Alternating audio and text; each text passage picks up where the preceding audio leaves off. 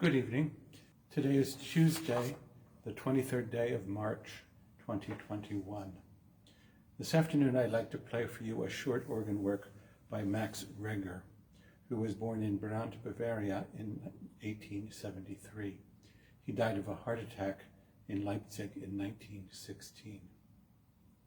Reger was particularly attracted to the fugal form, but he created music in almost every genre except for opera and symphony. He did, however, compose a sinfonietta, his Opus 90. He considered himself to be a disciple of Beethoven and Brahms, and his music is greatly influenced not only by these two composers, but also by the counterpoint of Johann Sebastian Bach and the harmonic language of Franz Liszt and Richard Wagner. Greatly admired for his keyboard and conducting skills, he was a sought-after performer and teacher. Among his students were Rudolf Serkin and George Szell. Nevertheless, he was not always a well-liked person.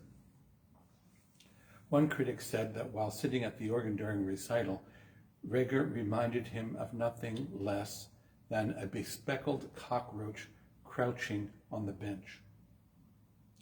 In his turn, Reger was not always the most pleasant person. A negative review of the Sinfonietta, which I mentioned, which was premiered in 1905, caused Reger to respond to the critic in this way. "I am sitting in the smallest room of my house. I have your review in front of me. In a moment, it will be behind me." Reger is known in the organ world mostly for his large chorale fantasies and a few other works, some of which go on for minutes and minutes and minutes. This is a very short piece on the chorale Aus Tiefer Not schrei ich zu dir. Both the tune and the German text are by Martin Luther himself, based on earlier Gregorian chants. The text is a poetic version of Psalm 130, "Out of the depths I cry to thee, O Lord," the last of the so-called penitential psalms. And so, without further ado, Reger's short chorale prelude on Aus Tiefer Not. I will play the chorale first. It appears in our hymnal at number 515. I'll play the chorale, and then Reger, and then the chorale once more.